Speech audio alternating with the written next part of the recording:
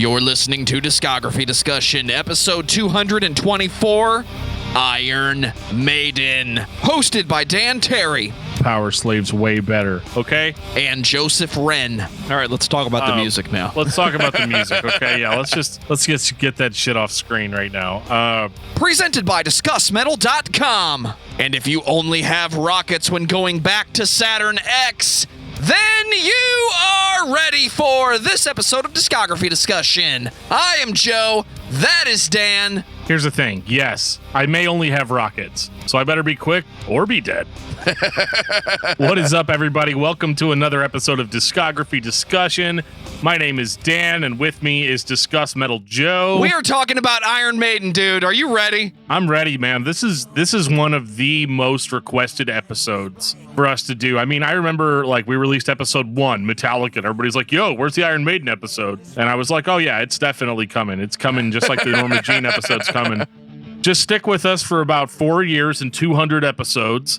And we will be more than happy to talk to everybody's favorite English metal band, Iron Maiden. I don't know if they're my favorite because I kind of liked Diamond Head. I don't know if that came through very well on the actual episode we did on Diamond Head, but I actually really enjoyed Diamond Head. They had a little bit more of that thrash in their new wave of British heavy metal sound. Whereas Iron Maiden is, there's a reason that they're the torchbearer of this style and continue to sound consistent to this very day. That reason is Bruce Dickinson's vocals. No, I'm kidding. That's actually the first change you're going to find when listening to this band. But once they hit that stride, that number of the beast, that run to the hills, we do not stray. Judas Priest, they took some excursions along the way, and then we came back to firepower. So we're sticking with that metal sound eventually, but we're still going out and trying some things differently. Iron Maiden does not do that. Iron Maiden is one of the most consistent metal bands you will ever listen to, and depending on who you are, that is either the best thing, or if you have to sit down and listen to all these albums in 1 week like we did, it is not the best thing. Well, I will say they did take a couple of little excursions, little ones, like little tiny ones. Tiny. You know, not like really tiny, okay? But not anything that we're going to complain about for too long.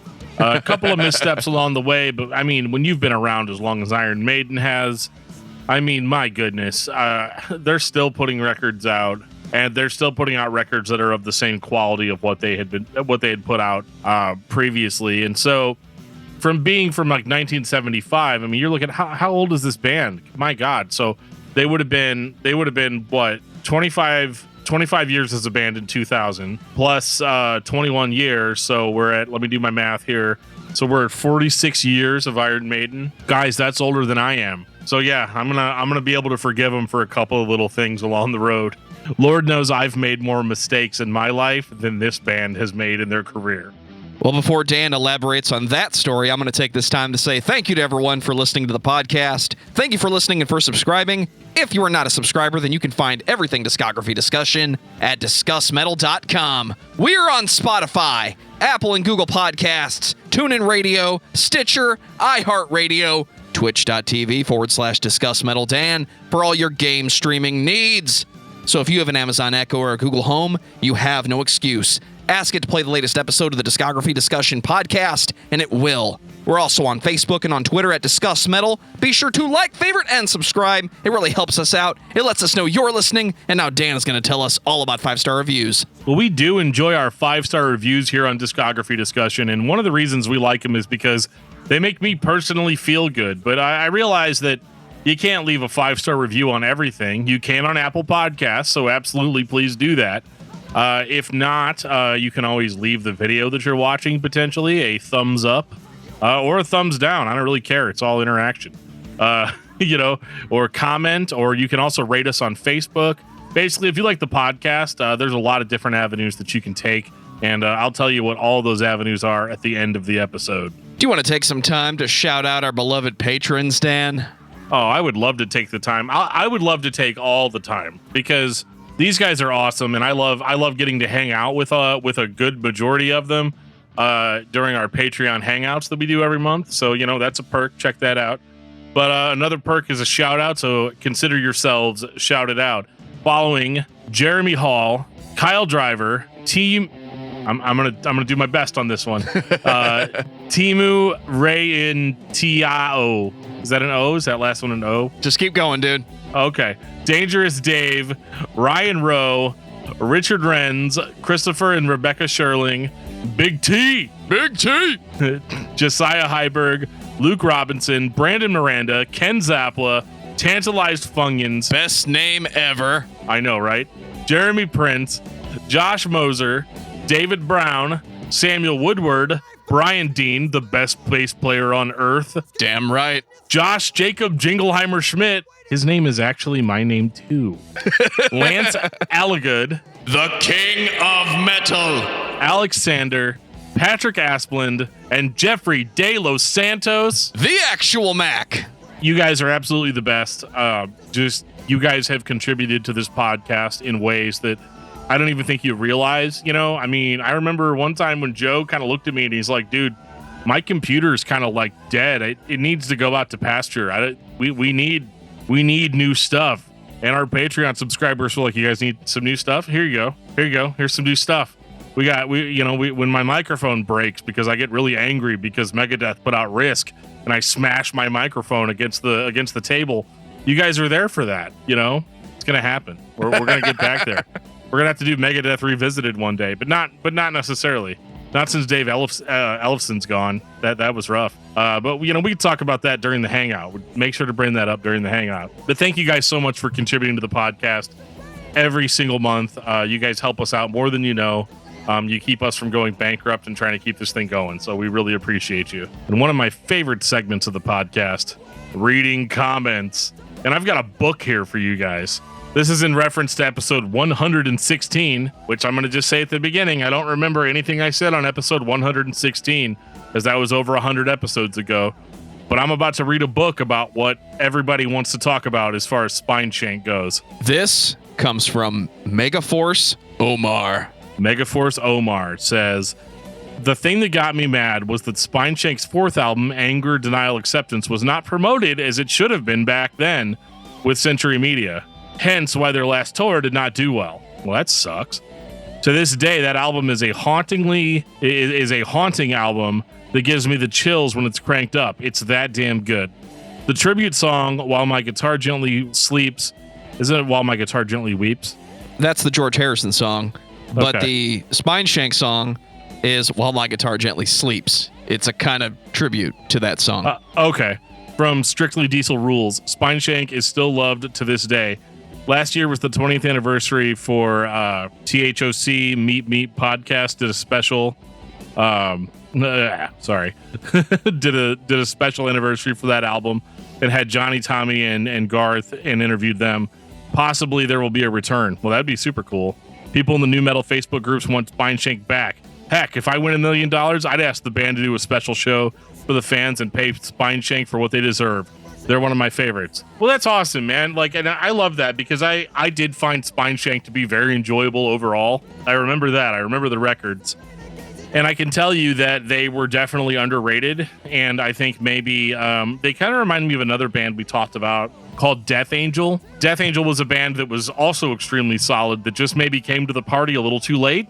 And I kind of feel that way about Spineshank, that they were playing a style that I guess had kind of fallen out of popularity. And so they ended up just kind of getting thrown to the wayside, which unfortunately happened to a lot of bands during that time. Absolutely. Over on Facebook, we got a comment from Stuart Long. He says, hey, mate. I'm a huge fan of your podcast. I noticed no discography of While She Sleeps, a British metalcore band. They have 5 or 6 albums out, or Our Last Night, an American metalcore band. They have 4 albums and a couple of cover albums too. To which I responded, I will definitely check them out and we will add them to our ever-growing list of bands to talk about. And guys, I gotta make a confession on this episode. I went and messed up on a recent episode. I don't even know what to say. I'm ashamed of myself. You'll get through it, dude. I have to correct something that I said. So the other day I got a DM from Hunter Williams in response to our Skindred episode. He goes, "Hello, you guys are awesome," but I started sweating. I was just listening to the Skindred episode and you got my name wrong. I wrote the Linkin Park comment, not Brett Duncan's. I'm not mad or anything. I just actually laughed out loud, but just thought I'd let you guys know. Otherwise, amazing episode by you guys and love the podcast, even if you guys do hate on Chevelle for taking Deftones and Tool riffs and sounds to making it their own. All I have to say is that John said that, not me, and he's not here to defend himself, so anything goes. We're going to talk about Chevelle at some point, dude. I keep mentioning this power trio thing that I'm a big fan of. When you have three guys, a drummer, a guitarist, and a bass player, and they can make a giant sound like Chevelle does live, I'm there. I don't care how much you rip off Deftones. If you can sound big, you are going to be the center of attention. And that band is exceptionally good live. Dude, I've seen Chevelle live, and I got to tell you that they are very loud. They were very loud for just three people. Maybe they could afford like the big bucks and they could afford, you know, the big gear and all that good stuff. But they were very, very, very loud. It was an arena. So this kind of gives you, you know, how can three guys make so much noise? See any punk band. Okay. All right. I'm done. I'm done. We gotta talk about the big old Iron Maiden in the room here. Is it time? So it's definitely Dan, time. Tell me about Iron Maiden. I'm so glad you asked me that, Joe. Iron Maiden is an English heavy metal band. They are from Leighton, East London, and they have been around since 1975. They were formed by their primary songwriter and bass player. That's right. Sometimes the bass player can be the primary songwriter, and it's fine. Mr. Steve Harris, we salute you for this many albums. My goodness, my friend, you have really stuck with it. Iron Maiden, I mean, there's not a lot to say that most other music reviewers haven't said. These guys pretty much wrote the book on what heavy metal needed to sound like in the late 70s and early 80s. And it's interesting because they don't necessarily start off sounding like this. They don't start off as your traditional balls in a vice grip, impossible to reach vocals and neoclassical guitar solos and things like that. Well, maybe a little bit, but these guys had more or less humble beginnings, and it's interesting, you know, with a different vocalist than maybe you're probably used to with Paul Di'Anno. This band had almost a little bit of a mix of heavy metal and punk, but not in the way that we usually talk about on this show. This is not a thrash band. These guys keep it very by the book heavy metal. So let's get into it, shall we? 1980 Iron Maiden. That's right. I guess that's Eddie on the cover, right? That's an early version of Eddie. Yeah, let's talk about Eddie for a second. Okay. Yeah, let's talk about Eddie. We got Eddie up on the screen. We need to scrutinize a bit. How many heavy metal bands have a mascot? Not very many. Disturbed has the Disturbed guy, but he's not on every album cover. Iron Maiden has Eddie. If Alice Cooper has the show of characters and costumes and giant puppetry Frankenstein creatures that come walking out and sing with a detuned voice, that's cool. But what does Iron Maiden have? They have Eddie. They have the mascot that ties the journey together, the story, if you will. And Iron Maiden does pioneer that heavy metal sound of mystical and fantasy and science fiction with a little bit of history thrown in once Bruce gets in the band. So for the fans of the band, despite the logo being very consistent throughout the discography, Eddie is the character that kind of ties the fans together. He's like the hype man of the band, right? He is. He's kind of like John Goblikon, you know, from Necrogloblicon. And, you know, Eddie is largely responsible for why I thought this band was much more extreme musically than they actually are, at least to my 2021 ears. Not as extreme as maybe they could be, because you see this, for lack of a better term, Eddie is a decomposing corpse, maybe a mummy. He's definitely a mummy and Power Slave. But they kind of adapt him to whatever the record's gonna be, and it's always a lot of fun. with this record especially, Iron Maiden, self-titled Iron Maiden, with Eddie on the cover. It's just Eddie standing on a street corner in a t-shirt, just giving us this almost sarcastic snarl look. And I think that the cover is actually very fitting for this record because it is probably like their most humble. This is before the gigantic stage shows and the pyrotechnics and the gigantic Eddies that they would bring out on stage and all this stuff. This is a heavy metal record that has a little bit of a punk attitude to it. Paul Di'Anno has a lower register, obviously, than Bruce Dickinson. He's a little bit more fast, a little bit more direct, a little bit more to the point. And I actually really like his vocals on these records because I think it gives them a little bit more of that punky edge. And, this record is a classic to a lot of people. It's not my favorite Iron Maiden album. I like Prowler a lot. I think Prowler really knocks it out of the park as far as like just hitting you with just instantly just shred-tastic guitar. Very, very, very audible bass tone, which, back in 1980, you actually could hear the bass in metal. I know it was kind of a different time. It was important. It was important. It was the main groundwork of each song. And so, yeah, I really love Prowler. I love Phantom of the Opera, and I like Charlotte the Harlot. I mean, everybody does, right? This record is, again, it's not my favorite because, unfortunately, to my modern listening ears, it's a little thin sounding. Maybe that's just the way bands sounded back then.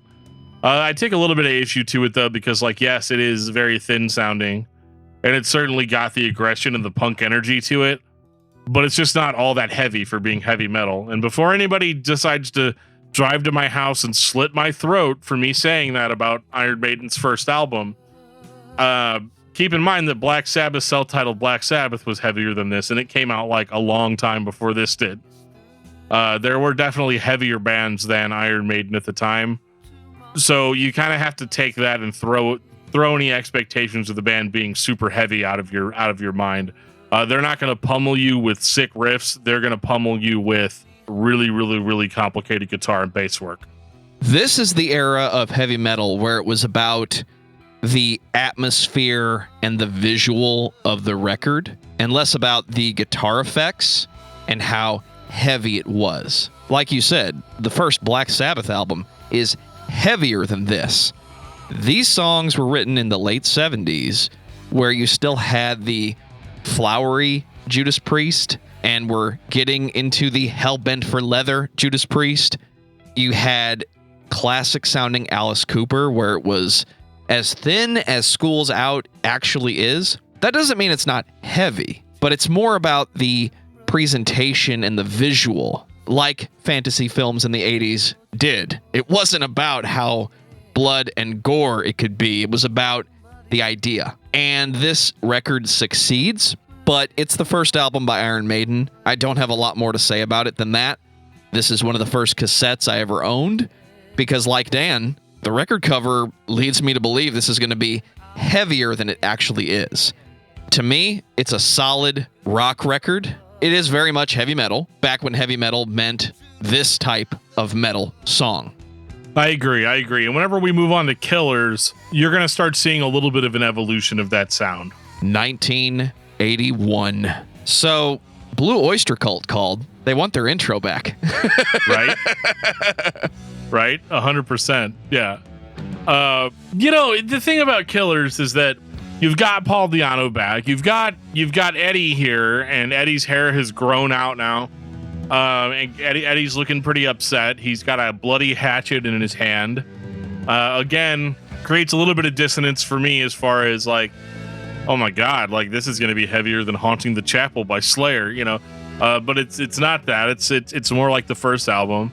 Eddie's eyes look almost like bug-like. He looks almost like an insect on this one. And, this record is more competently performed. Murders of the Rue Morgue and Wrathchild are really, really, really good. The Song Killers, Genghis Khan.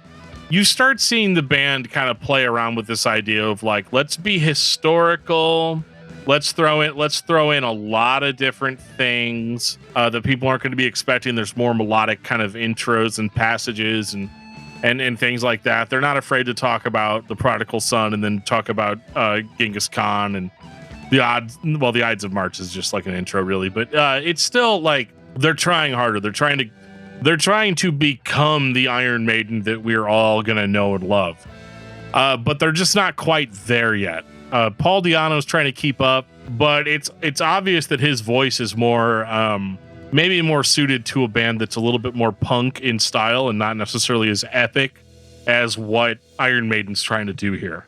A little more Ramones, a little more The Clash. And don't get me wrong, it works. I wasn't alive in 1981, but I believe this was one of the heaviest records you heard at the time.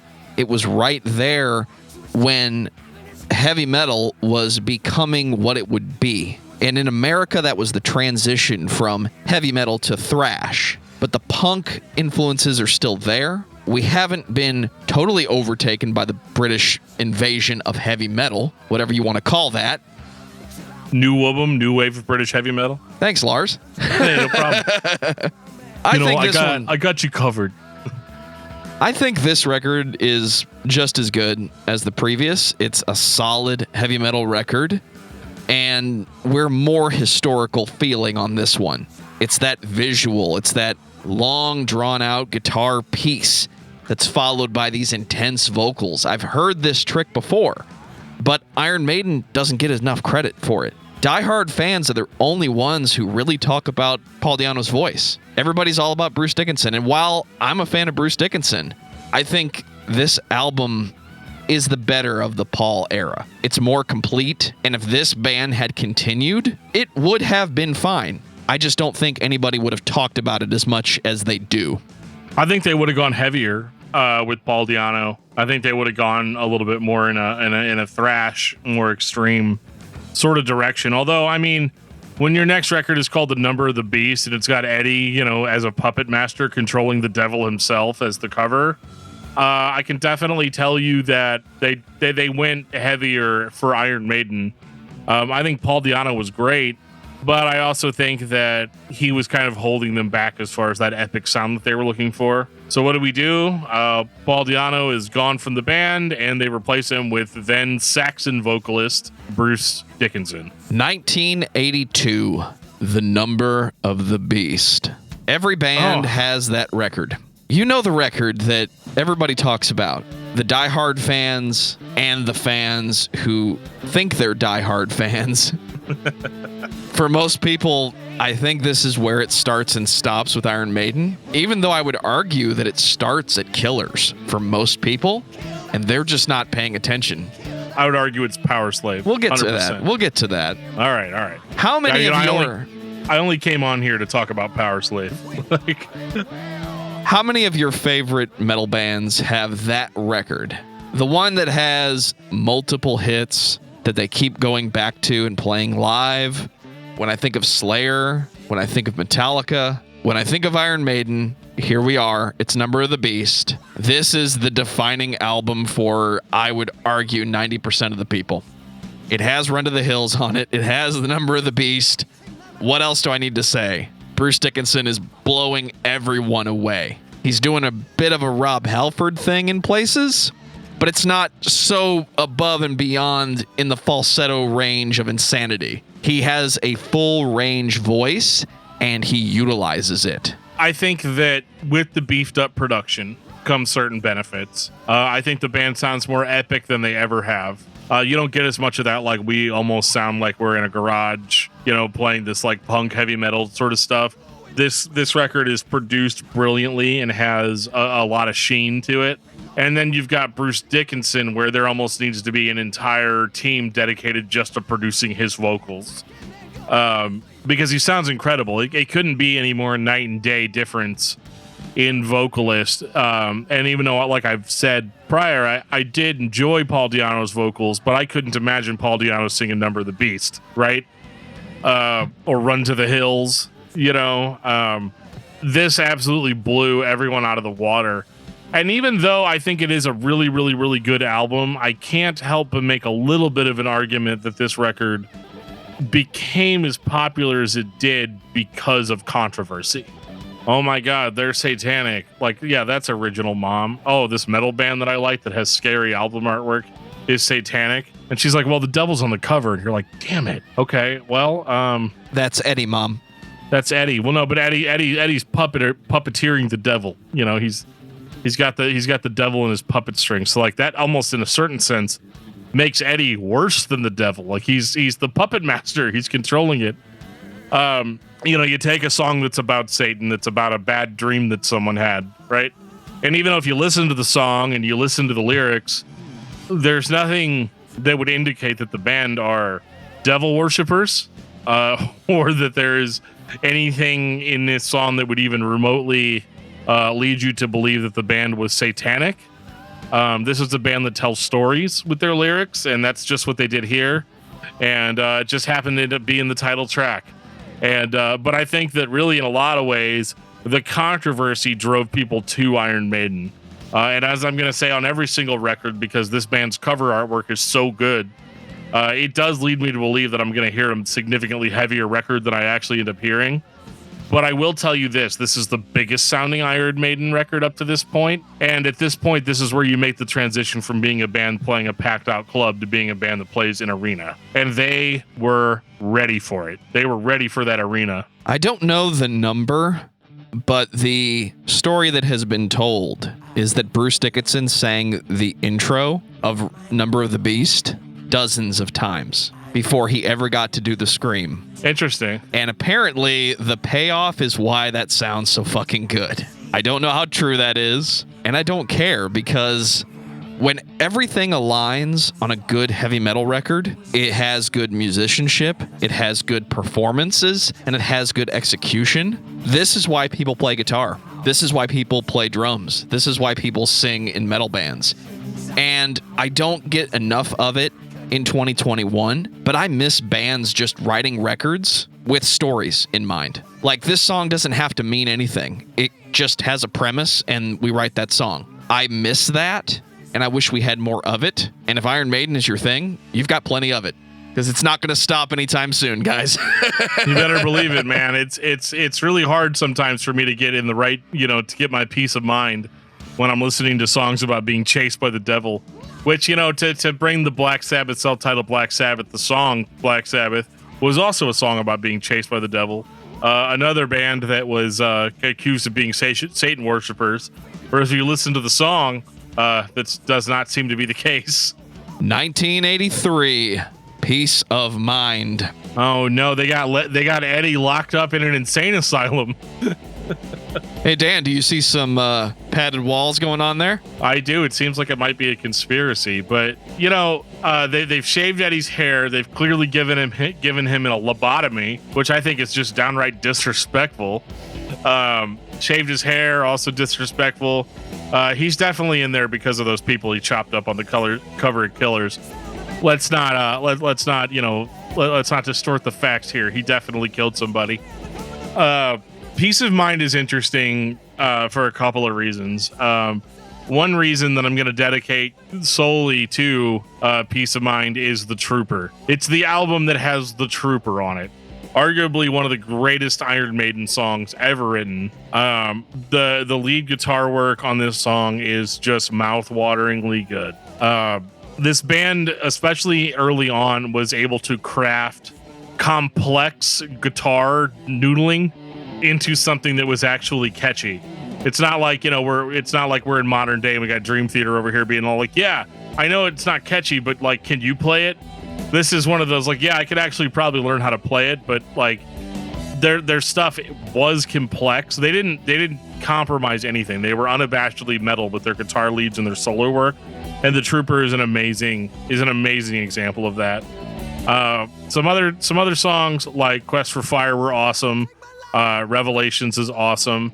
And Iron Maiden's also interesting in that they can put out a 6-minute song and it'd be fine. You not feel like 6 minutes has gone by. Now, I will admit that they are not going to be able to do that past the 2000s, but we'll get to that when we get to that. What's the difference between heavy metal and thrash, or even just metal in general? The answer is heavy metal, it's a requirement that all of your players have to work together. So you get the classic heavy metal sound of multiple guitar harmonies, the bass player playing right along with them, and now here's Bruce over the top of it, again blowing everyone away. I think the only thing this record is missing is the songs that you know and love, like Run to the Hills and Number of the Beast. Yeah, but it's got the Trooper. It does have the Trooper, but what else does it have? And that's going to be the criticism going forward, I think. We're going to have less and less staples and more songs by Iron Maiden.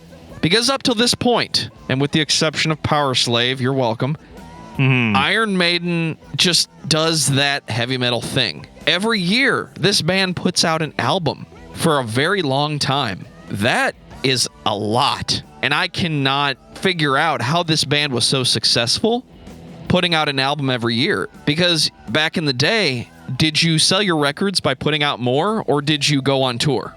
Hey, this album has Die With Your Boots On and Flight of Icarus, okay?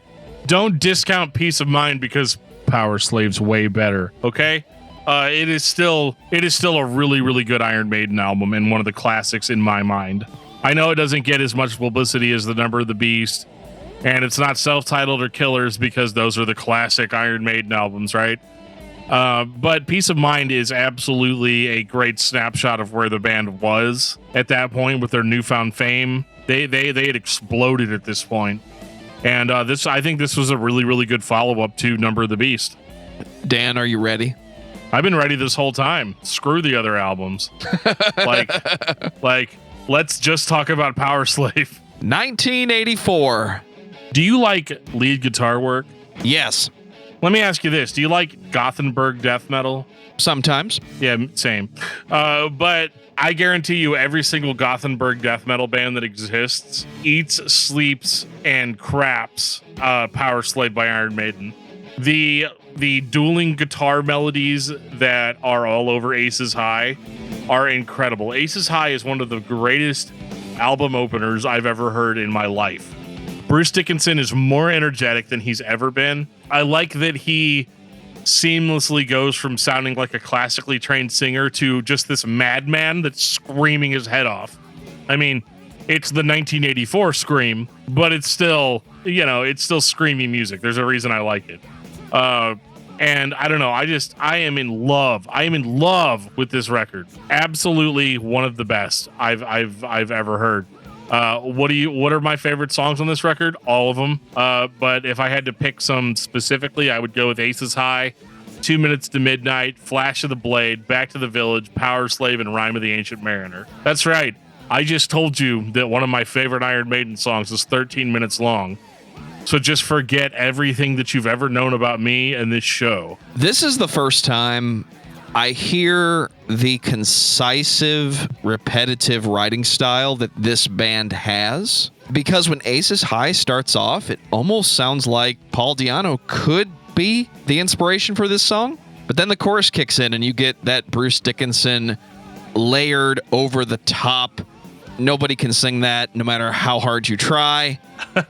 So now we're in a place where is Iron Maiden just writing songs and going through the paces, or do they just have this many ideas of how to paint these pictures? And I think this is everything that's been done on the past 4 albums perfected. No, it's not Run to the Hills or Number of the Beast, but everything that goes into those songs, everything that makes those songs great, everything that makes the Trooper great, even everything that's great on Killers.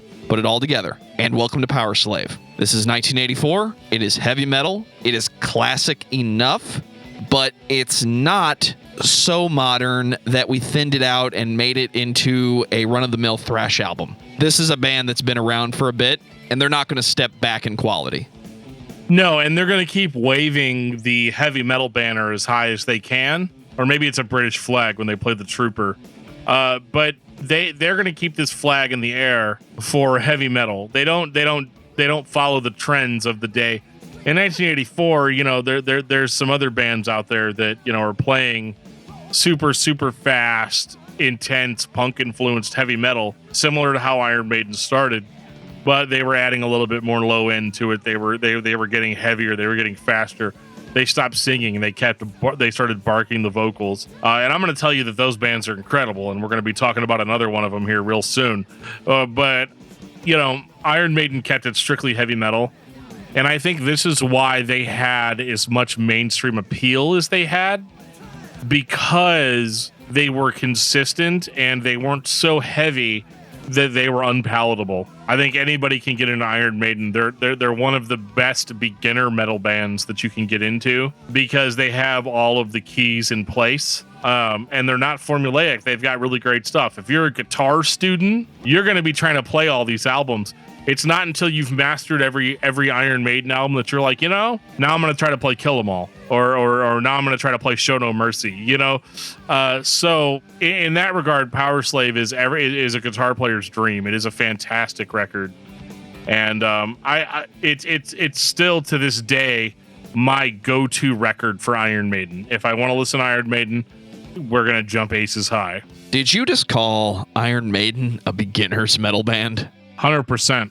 Every single 15-year-old kid that you meet that has made his very first heavy metal vest, maybe it's a jean jacket that he cut the sleeves out of and made a vest out of it. He's got the following patches on his vest: Metallica, Megadeth, Iron Maiden, and Motorhead.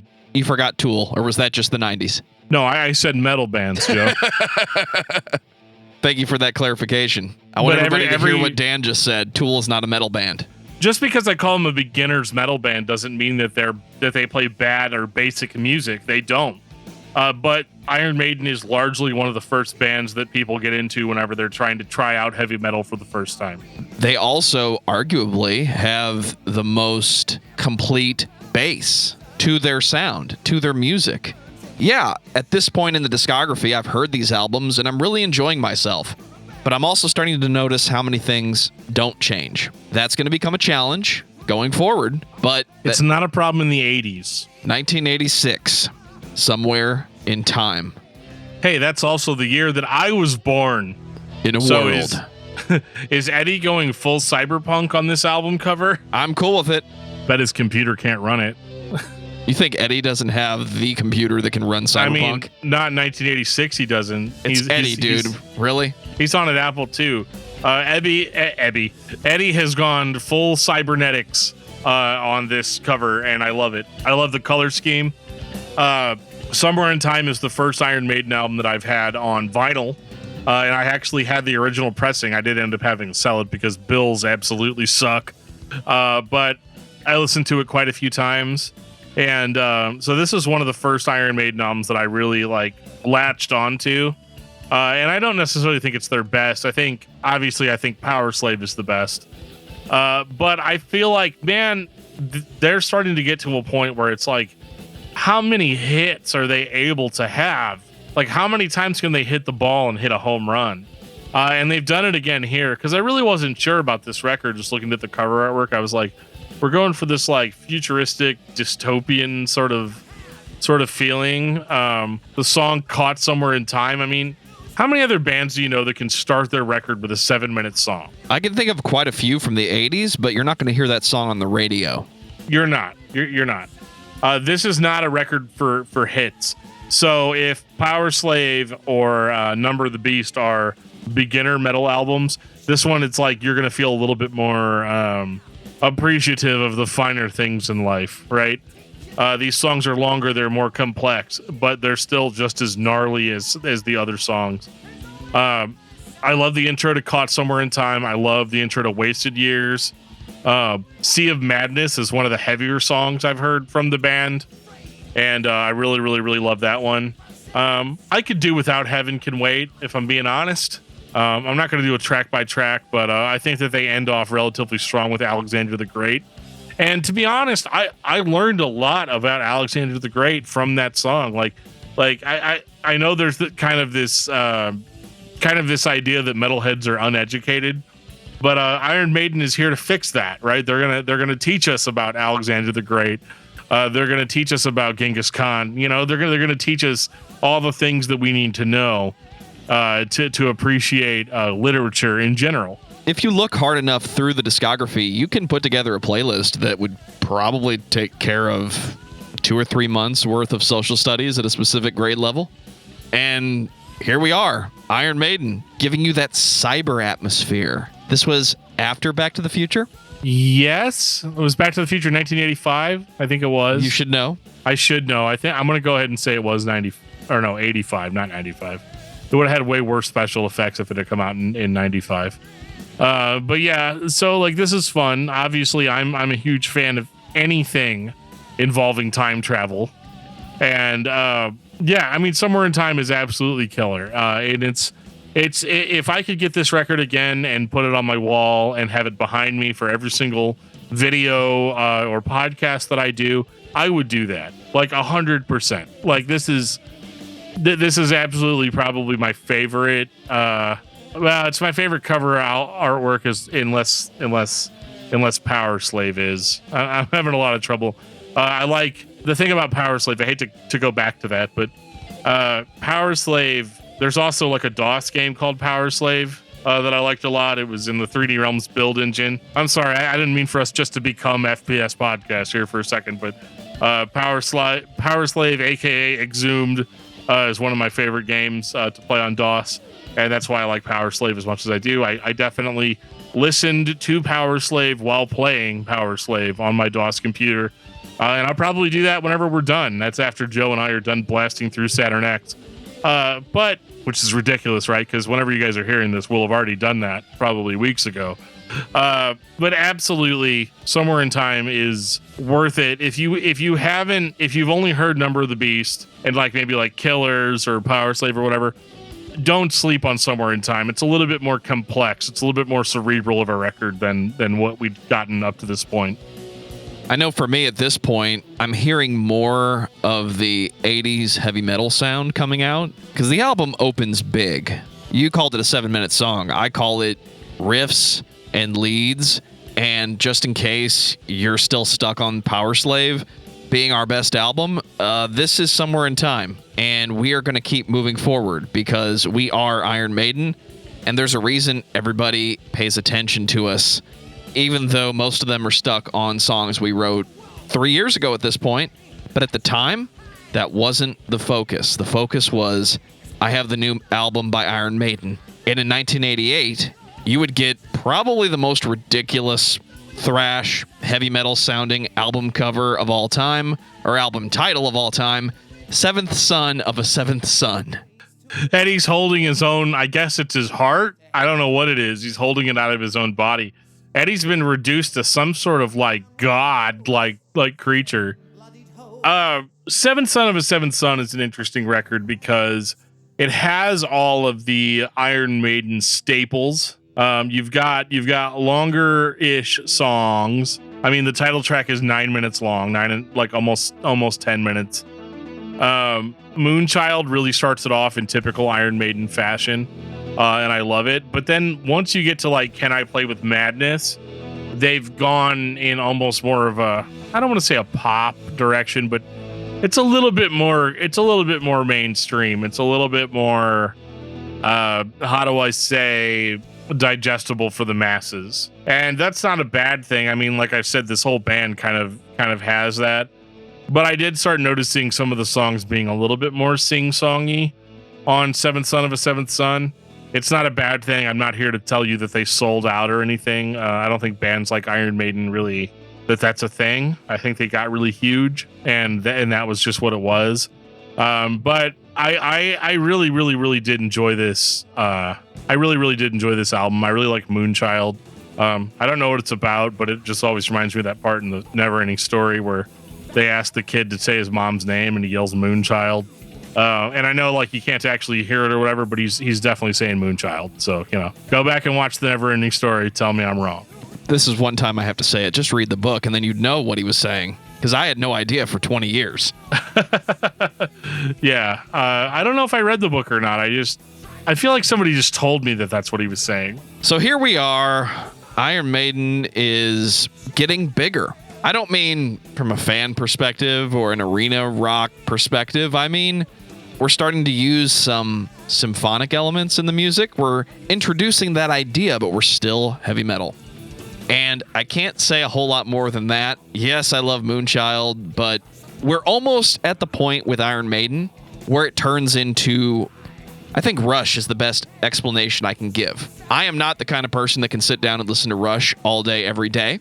So it's a bit of a detriment for me. Why the hell not? To sit down and listen to all the Iron Maiden albums because it starts to run together. It's all good. And that's really what I have to say about this album. It's more solid heavy metal, but there's not a single here that I can really latch onto or a song that I'm going to tell you, you got to hear him play this one live. That might be Moonchild, but in a pool of all of the Iron Maiden songs, pick your favorites. So here we are. I'm so used to bands like running out of material at this point. You know? Like, let's be honest. I mean, that's what happens a lot of the times with these bands. Seventh Son of a Seventh Son, incredible record. I mean, it is. It's another hit. It's another notch on the belt. You know, you're not going to have a bad time with it. And I'm sorry if we're going to kind of start getting into that pattern with this episode of saying that, but like, I listened to it and I can't criticize it. I mean, the only criticism that I can really have is like, well, it's not really as heavy as it could possibly be. I mean, there were heavier bands at the time and they're supposed to be a heavy metal band. And like, I mean, there's a part of me that does think that when I'm listening to Iron Maiden, but it's also super, super tone deaf to the time period that it was out.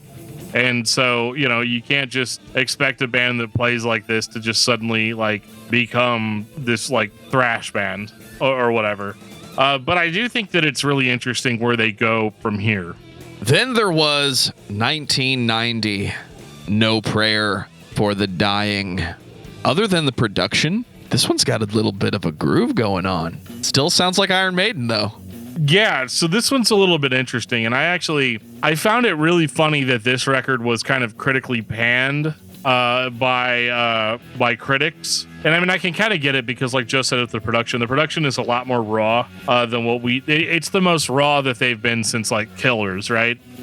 And I think part of it was because they were doing kind of I hate to use this as an example, but like they were kind of doing the Saint Anger thing where they were like, let's make it raw, you know, let's make it more in your face. And so they recorded it like in this studio that I don't know where I got this from, but I feel like they recorded it on a farm. Am I wrong about that? I can't remember, but apparently they had recorded it.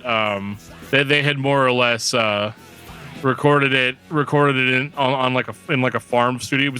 It was like on somebody's property. It wasn't like a real like high quality studio.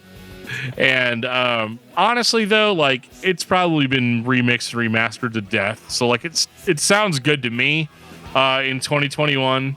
But one of the things that I think is the most interesting about it, this one kind of takes a little bit of a detour lyrically from being like let's talk about popular literature or let's talk about, you know, all these other things. And they ended up having songs that were kind of more about like social events. Like one of the songs that really stands out to me is the song Holy Smoke, which I think is about like televangelists or more. That's right up your alley. Yeah, more accurately, like televangelists. They like got caught with like cocaine and hookers, which I mean, we've all been there, but I think that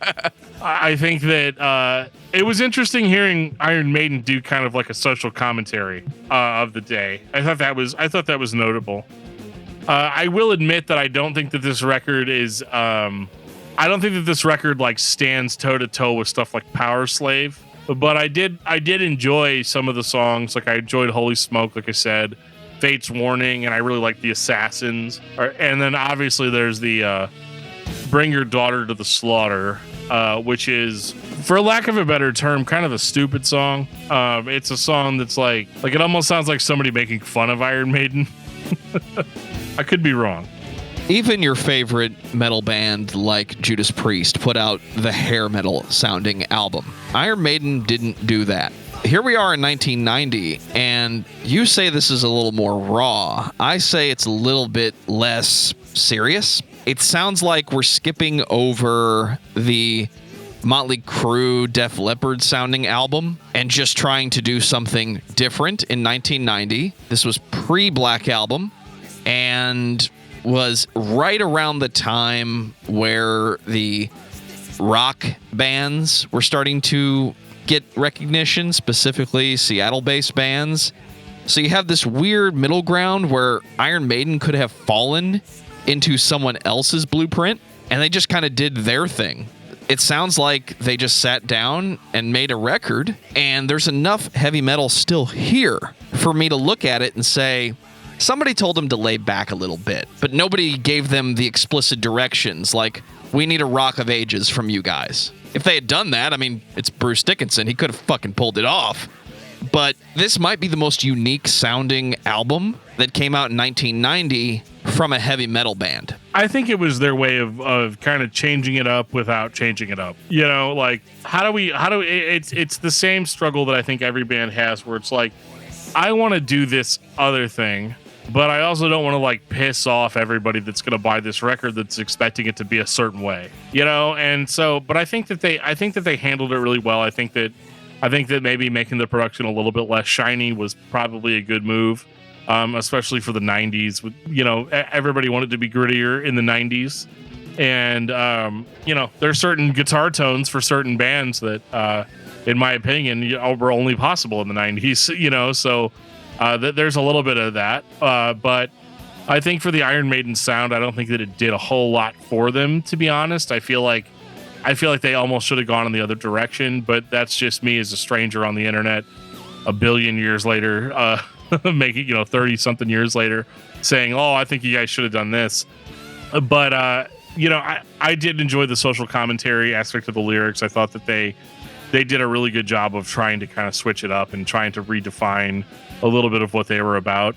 It's also, as far as I can tell, the first time they've ever said shit on a record. I thought that was kind of fun. That's something I really wasn't even expecting. And so, yeah, I mean, overall, I think it's a solid record, and I don't think that they've gone too far into a different direction yet for me to be upset. Now I hear why you like Holy Smoke. It reminds you of the Trooper at the end. Maybe a little bit. I'm kind of predictable. 1992, Fear of the Dark. You afraid of the dark, Joe?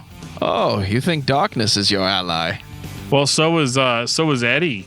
Eddie, he's like a tree goblin in this one. He is coming out of a tree to attack you in the middle of the night because you, my friend, are afraid of the dark. If Eddie's in the dark, I'm not saying it's not terrifying, but I do think that's one of the better choices. I'm not going to lie to you right now. I think that this record is really where the exhaustion started to kick in for me. You lasted 2 albums longer than I did. Congratulations. Yeah, I mean, Be Quick or Be Dead was cool. So I was like, all right, let's do it, you know? But as the record progresses, it really starts to slow down. And not in a cool, like, Candlemass sort of way, but like more of just like I don't know. I started feeling like some of these songs were a little phoned in. And, you know, I like the title track, Fear of the Dark. I think it's okay, but this record just goes on so agonizingly long. I mean, and I know it's only like an hour. It's like 3 minutes shy of an hour, but I'd heard so much Iron Maiden up to this point, and I was just like, man, I don't know if I can do this. And then I looked at the rest of the discography, and I was like, oh, God. I'm going to go ahead and stop for tonight, and I'm going to pick it up, you know, a different day. I think Fear of the Dark is fine. I mean, I think that it does have kind of the grittier production value.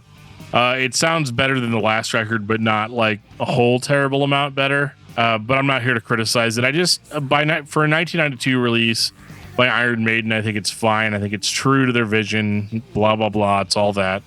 And I think that one of the notable things about this record is it's the last record, for a while at least, to feature Bruce Dickinson on vocals. I feel like I'm channeling Jeff a little bit. I have to spoil a final thought. This is the point in the discography where you start to feel the repetitiveness of the band. This is where you figure out that the band is not for the binge listener. if you want to listen to Iron Maiden, you need to do what you used to do back in the day. Just go pick up an album. Don't buy every one on the shelf unless you get a really sweet deal. Even Dan will tell you, a good deal on vinyl, you don't pass it up. The point I'm trying to make is, this is the point where you have to take some of it home with you and just take it in for a while. Listen to it 2 or 3 times until you get the point. Then go back and buy the rest of the albums. No one at this point was going to the store and buying all the Iron Maiden albums. They were buying the new album because they already have the discography. So it's a detriment to us, not a detriment to you. Don't do what we did today, because you'll have negative feelings for a band that is arguably not making a single mistake up to this point. We're 9 albums in, and we're good. This one, yeah, it slows down a little bit, but it still sounds like Iron Maiden. And at the time, I don't know that Bruce Dickinson is leaving, so it's more solid heavy metal atmosphere. It's more stories, and that is extremely lacking going forward for most bands.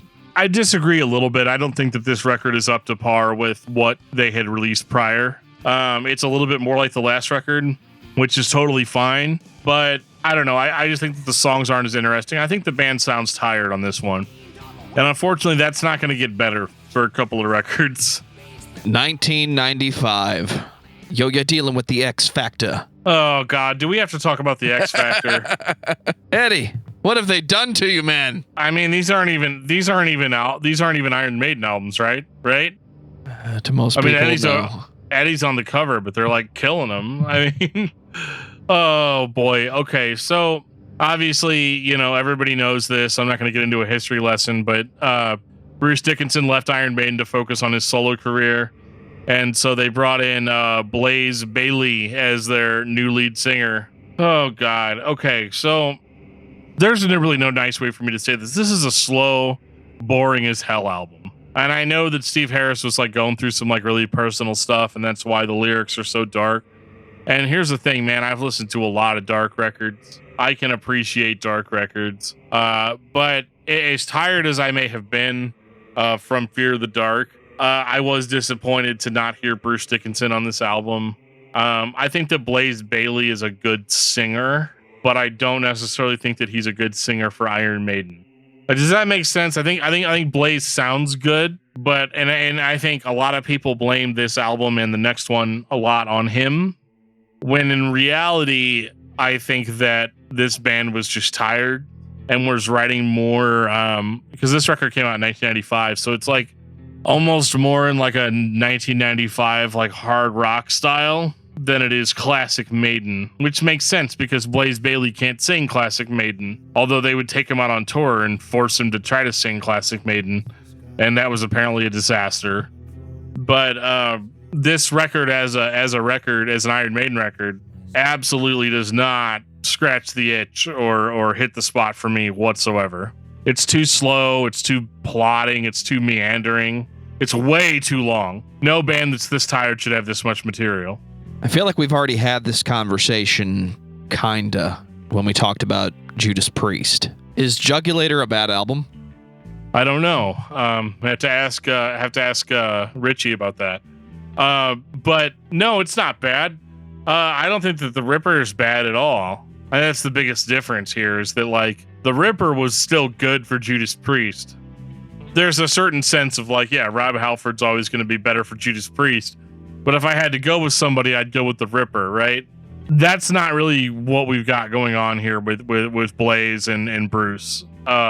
Bruce absolutely is the sound of the band, and to a lesser extent Paul Di'Anno, but Blaze Bayley just didn't sound good in this band, and it's not entirely his fault because this band just didn't sound good at all during this era of the band. The first time you listen to this album, it's going to throw you off. Now that we've gotten through that, Blaze Bayley sounds like a hired gun to me. It sounds like they brought him in to do his job and just did not put as much effort into it as they did previously. And if the 90s heavy metal band that lost their singer story holds true for Iron Maiden, that was a whole lot of frustration and probably some level of yeah, sure, whatever, guys. It's fine. So I feel bad for the band. I don't remember this being an album that anybody really talked about, because even back then when we were talking about Iron Maiden, we were talking about Power Slave. We were talking about The Number of the Beast. So we weren't living the pain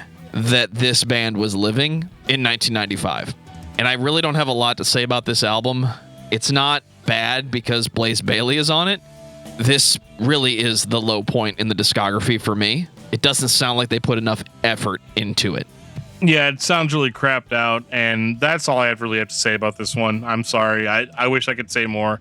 I know there's people that love Blaze Bayley, and they're going to think that we're not being fair, and maybe we're not, but I can't deny how I feel, and this just isn't up to snuff. I'm sorry. 1998, Virtual 11.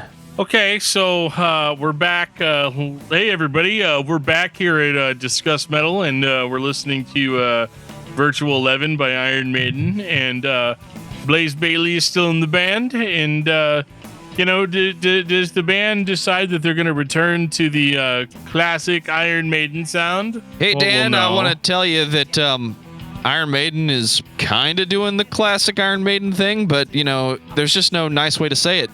Blaze Bayley cannot keep up with the premise that Bruce Dickinson has set. Yeah, this is hard. They're trying a lot harder on this record. I have to acknowledge that. I think that the Klansman is a great song, and I think Blaze even sounds good on it. I think that Blaze is a good singer, and I think that they accent his strengths a little bit better on this record than they did on the last. But this is still not classic Iron Maiden, folks, and that's fine. I mean, I don't expect anybody to play the same type of music from beginning to end all the time. I don't expect everybody just to do the thing that I like. But you know what? No, that is what I expect bands to do. It's a double-edged sword. It's unpleasable, right? When two worlds collide, not as good as when worlds collide by Power Man 5000 on Iron Man 5000. Iron Man 5000. That sounds like a great band name. Let's do it. We'll copyright it after this episode. I mean, it's Virtual 11's fine. It's okay. It's fine as a metal album. It's not as hard as I think that it should be for that year. I don't think that, I think 1998, this is starting to get a little old with this like mid 90s sort of like plodding hard rock sound that is sort of like heavy metal, but not really. A lot of the really cool guitar work and patterns and stuff isn't here. And I think that this band unsuccessfully was trying to be more modern with this record and the last. And I think largely it falls flat on its face. I think this record's fine, but it's not nearly as good as their previous material. Sorry, Blaze. I'm not trying to attack him personally. It just doesn't sound right. Something feels off. I think Blaze Bayley in Iron Maiden sounds like Meatloaf trying to hang at the lead singer's conference. When Meatloaf is on, it fucking works. When he is not on, it sounds like he's talking too fast and needs to slow down. And that's what Blaze sounds like on this album. And again, I don't blame him. He sounds, again, unfortunately, like a bit of a hired gun. They just give him a little more credit on this album. So if you have to listen to, I'm not going to say have to, if you're completing the discography of Iron Maiden and you're passing on these two albums because they don't have Bruce Dickinson in them, X Factor, I'm going to let you have it. But Virtual 11, you need to give it a shot. It's the best Iron Maiden you could have gotten in 1998. And then the year 2000 happened. I mean, it's okay. You don't have to check out Virtual 11. You don't have to. You can just skip right to this guy right here. Brave New World. So Brave New World was the first Iron Maiden album that I got on CD. I bought it at a flea market for $2, and I also bought Paramecium's Exhumed of the Earth for also $2. One of which is now worth multiple hundreds of dollars, and the other is not. But I'll let you decide. Bruce Dickinson is back. Yay. We're looking at the cover artwork where we've got Eddie in the clouds. He's looking down over this like utopia, and I don't know what he's gonna do. He's gonna eat it. I don't know what he's gonna do. It's gonna be really bad though. Eddie's just a guy that does bad things to people. Let me tell you, Brave New World is an absolute joy to listen to. Do I think that it's as good as Power Slave? No. I don't think a lot of records are as good as Power Slave. Do I think that it's as good as Fear of the Dark? Yes. So for me, if you're not, counting the X Factor and Virtual 11, this is actually a pretty good follow-up to Fear of the Dark. They go back heavy on their fantasy themes. They go into the book Brave New World. They got Ghost of Navigator, the Mercenary, Nomad's one of my favorites. Out of the Silent Planet, like they're referencing old school literature. And I think that the only real complaint that I have about this record, I think Bruce sounds awesome. He sounds as good as he ever did. The only issue I have with this record is that, again, this is one of those, like, it's the year 2000, guys. You guys gonna start beefing up those guitars, or no? What's going on here? We are Iron Maiden. If you ever needed proof that a band does not need to change their sound to sound modern, we have since proven it. I mean, fair enough. I didn't find this album unenjoyable. This is probably the Iron Maiden album I've listened to the most, if I'm being honest. I like the songs. I think the songs flow really well. I don't think that it sounds like their old material, but you can definitely tell that they're trending in that direction again. I really do love this album cover, and every time I see it, I get flashbacks to the old Filmation cartoons, and if anybody gets this reference, I apologize, but Eddie is basically, doing a stampede right now. And if you change the color on this thing, this could be the concept art for a Brave Star movie. They're never going to make that, but if they did, I would be there. Yeah, they're probably not going to ever make it. Yeah, but not going to happen. There's many reasons. Don't look up why. Don't look up why. I think the Brave New World did a good enough job of reassuring the Iron Maiden fan base that they were going to go back to being, your band. They're going to go back to being the man's heavy metal band, the non-compromising, in-your-face Iron Maiden that they know and love. And even though it's not quite that, I think everybody is willing to allow them to transition back into that. It might take an album or two. That's pretty accurate. It's going to take 2 albums to get to that point again. When did Bruce Dickinson start flying the band everywhere? I know he was studying and getting his pilot's license at some point, but that's something about the modern Iron Maiden I love to talk about. When this band goes on tour, they just go. They have a plane and Bruce flies it. And I think that's one of the things that started in the mid 2000s. So can you imagine, Dan, as the guy who, out of his own choices and need to be in control, the guy that will always drive the van, even if we try to hire somebody to drive the van, you still drive the van. Imagine if tomorrow we had to go on tour and you just said, yeah, sure, get in the plane. Yeah, I don't know. I don't think that he started piloting Ed Force One. I want to say that was probably yes, the Iron Maiden plane is called Ed Force One, in case you wanted to know. Damn right. I want to say that was somewhere in the 2010s, might be a year or two off from that. Without have actually done doing the research prior to this, I'm not 100% sure on that, but it is kind of awesome. Yeah, you guys want us to play over here? Sure, we'll be there in 16 hours. Just make sure the check clears. 2003, Dance of Death. Okay, so I mean, probably the worst cover artwork for an Iron Maiden album ever. I guess Eddie's the Grim Reaper there in the middle, and he looks kind of okay. Everybody else looks like they were rendered on a Nintendo 64. I'm not sure what the deal was with that. I know the band ended up not being happy with it, but I also think that that's largely to do with... I read somewhere that they approved this version, even though it wasn't the actual finished version of the artwork. And Bruce Dickinson later described the cover artwork as an embarrassment. And it's pretty bad. I can't imagine looking at that and being stoked for what I'm about to hear. I don't even know, man. There's a lot of weird stuff. It looks like a weird orgy with death. I don't know. I'm not sure. I don't know. I can't say anything else. I'm looking at it in full screen and I'm just completely lost. All right, let's talk about the music now. Let's talk about the music. Okay, yeah. Let's just get that shit off screen right now. It's Iron Maiden, guys. Yeah, and I actually really like this one. I liked Rainmaker a lot. It was probably my favorite song off of this record. This one sounds a lot like Brave New World, if I'm being honest. But one of the things that I liked about it was that they actually They actually did beef up a little bit here. The guitars are a little bit more modern sounding. They're not like, they're still Iron Maiden. Like you're never going to hear like a cha-chung, cha-chung, cha-chung on an Iron Maiden album. But I do appreciate kind of more of a modern guitar recording technique. And I think that was a common complaint that like bands were far heavier back in the day when you go see them live because you were getting the full effect, but it wasn't always being like necessarily recorded that way. Whereas with like more modern recording techniques, you get a little bit more of that chunkier live sound. And I really enjoyed that. I loved the Dance of Death song. I thought it was suitably creepy, it being 8 minutes. And speaking of that, I'm only a little bit. The only criticism I have with this record, I think it's a great Iron Maiden record, despite having a horrible cover. I do think it goes on a little too long, which is unfortunate for me because as we go forward, this is going to be a complaint that I'm going to have more and more often.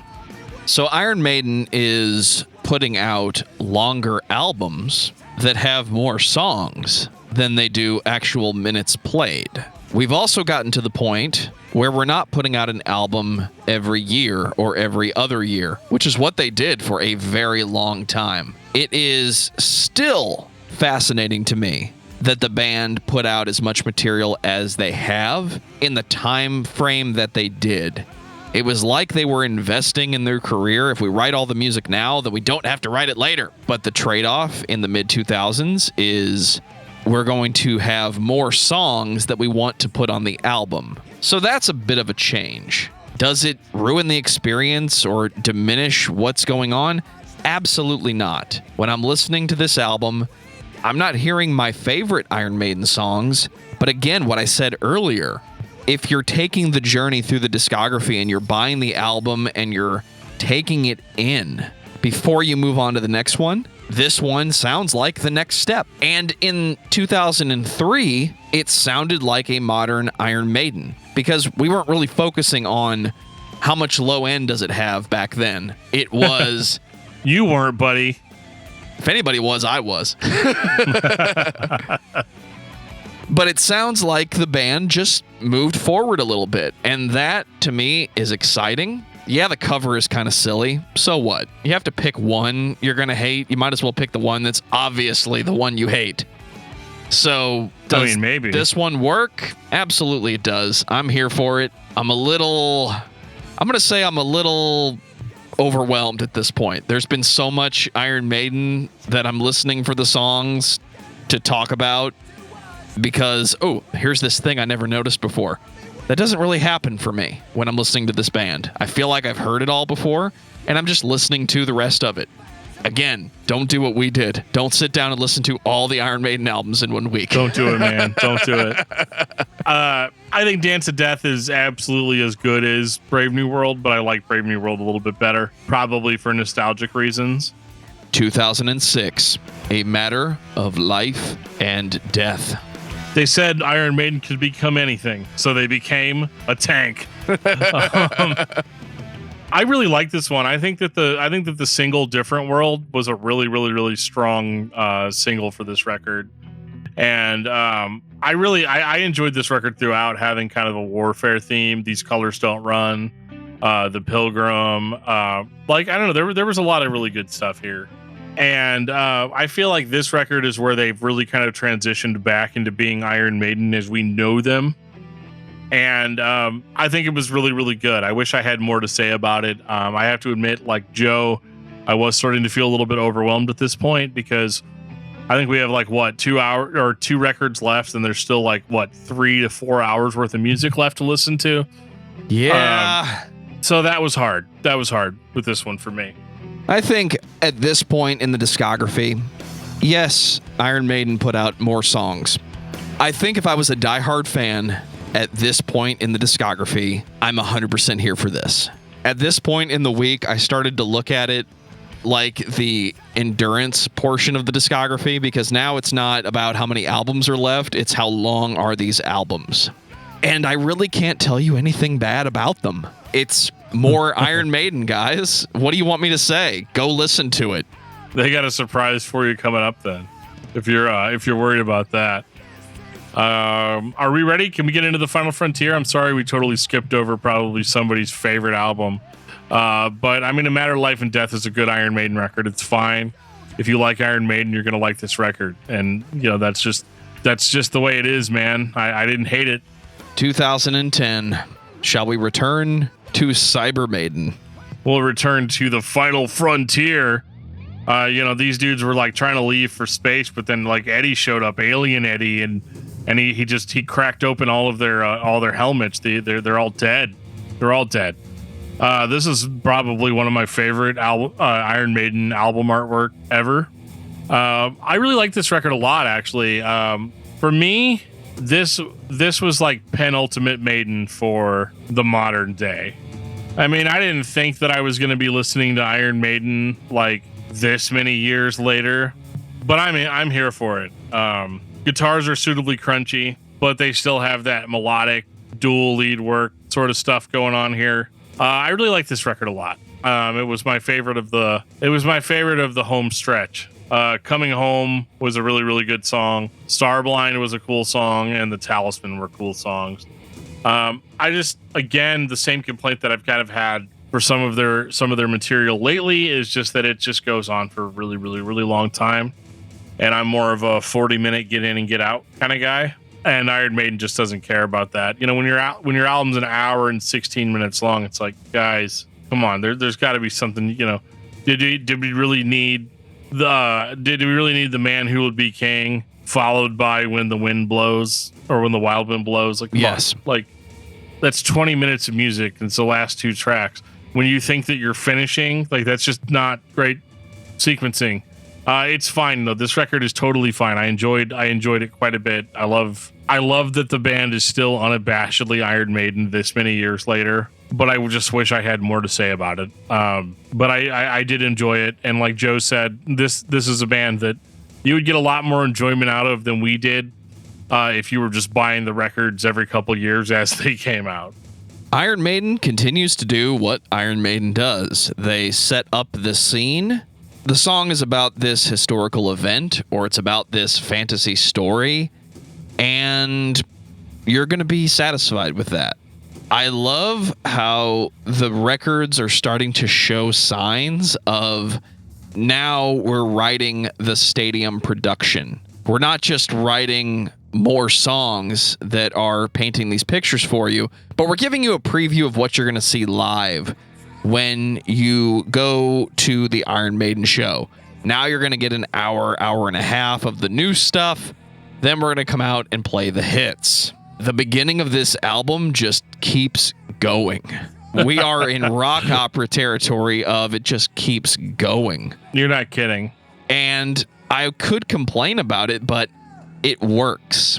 It's the right kind of build where they keep changing it enough to get that point across to you.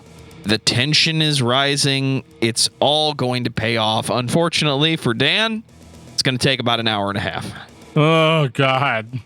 So it's fine. As we have said, it's the next album by Iron Maiden, and I want you to go listen to it, but I want you to pace yourself. Work your way up to it. Don't sit here and try to binge it. And I have a feeling that Dan wants to talk about 2015, The Book of Souls, to date, the last album we have by Iron Maiden. And the longest. It's a double album. Why? Because it's been 5 years, and you're going to have this one for a long time. I mean, at least they're busy, right? Like, they're busy between records. How many bands you wait like 4 or 5 years for a record, and they give you like 10 songs and it's like 33 minutes long? Iron Maiden will do better than that. They'll give you an hour and 33 minutes. I'm not gonna lie, I did not like The Book of Souls. I don't hate it. I don't have some sort of like raging passion against it or anything like that, but I just found it to go on for way too long. And yes, like, and let me state my case as carefully as I can here. Yes, there's tons of awesome Iron Maiden-y stuff in here. However, in order to get to that, I have to wade through excessively long intros to songs and outros and multiple times of them just singing the chorus over and over and over again, when I could just go back to an earlier Maiden album from the 80s and listen to it and just get all the good Maiden-y stuff that I want out of it. So I think that for the diehard listener, the Book of Souls is a great record. But for somebody that's not like the biggest fan of the band, I do find it to be somewhat disappointing. I think the concept is cool about the Book of Souls, and that they did a lot of research on that topic for this record. I think they did a really, really good job on it, but I don't really. I'm not going to listen to this too much for the same reason I don't listen to a lot of prog bands. I'm not saying that this band is prog, but I am saying that, like, there comes a point where your concept becomes a little overwhelming. And with this record especially, I feel like the band just kind of overstayed their welcome a little bit, at least in my eyes. I think for the diehard fan of Iron Maiden, this is what they've been building to. You want this big production. You want this gigantic premise followed by the songs about the Book of Souls. So here we are. The band is 35 years old, according to their releases at this point, and they've done their biggest production yet. If they were going to do it, now would be the time in 2015. I cannot tell you how much I enjoyed listening to this for the first time, because in 2015, there were some aspects of metal that were popular that I just did not like. And here's Iron Maiden doing the Iron Maiden thing. I even got some Faith No More vibes in a few places, like building that soundscape and letting the atmosphere just take hold of it. But it's still Iron Maiden, guys. It's heavy metal. It's a production. It is the rock opera that we kind of got hints of on The Final Frontier.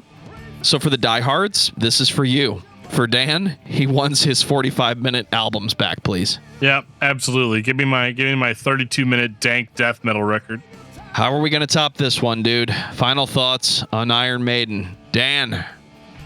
I think that Iron Maiden is one of the most important heavy metal bands to ever exist. I mean, I think it would be dumb for me to not have that opinion. I do sometimes wonder if the band's marketing sometimes overshadows what the band actually is musically. But I do think that there is plenty to go back to musically. And if you're just getting into metal for the first time, you can't go wrong checking out Iron Maiden and learning how to play all those intricately guitar parts. I think Iron Maiden is one of the most important heavy metal bands of all time. But I don't think you can sit down and listen to just Iron Maiden. For those people that can, more power to you. You're here for the story and the atmosphere and the complete disconnect from reality, where every song is about something that already happened, or somebody came up with an idea that maybe this could happen at some point. I think most fans of heavy metal overlook this band as the complete package that they are. People talk about AC/DC, that they've been playing the same song now for 50 years. But those players are so tight together that no matter what version of that song they're playing, it works and it gets everybody hyped up. So when Iron Maiden takes the stage, they're going to own that stage, and it's not going to be one person, it's going to be the entire band. So for that level of mastery, you should be listening to Iron Maiden. But pace yourself. Take it all in. Don't just get through it as quickly as possible and then tell me only one or two albums were good.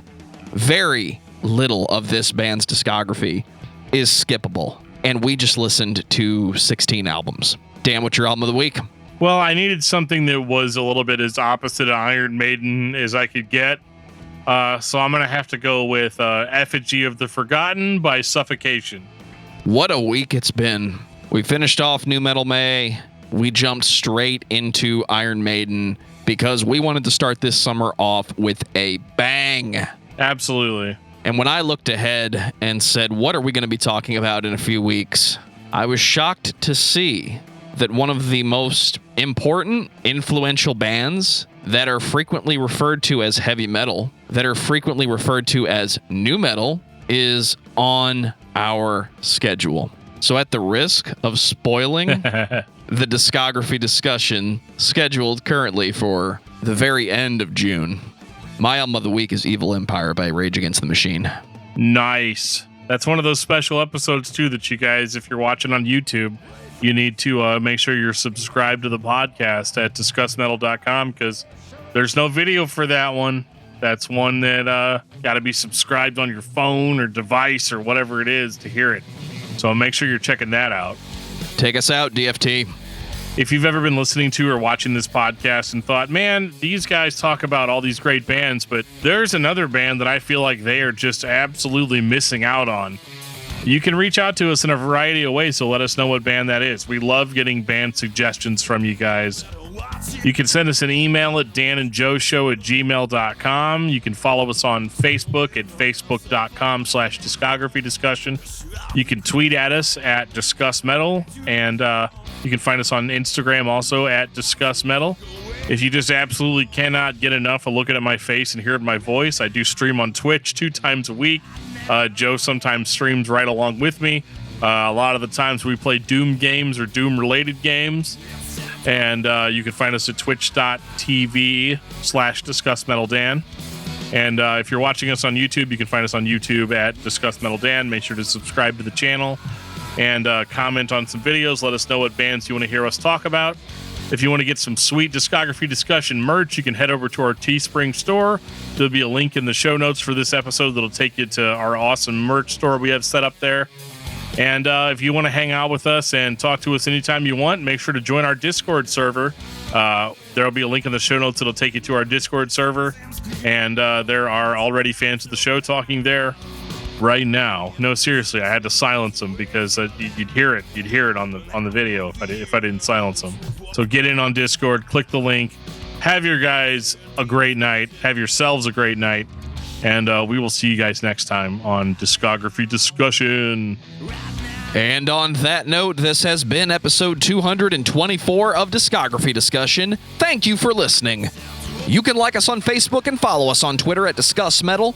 Subscribe to our podcast everywhere you listen to podcasts, including Google Play, Apple Podcasts, and Stitcher. Visit discussmetal.com for all things discography discussion. And please send questions and comments to danandjoeshow@gmail.com.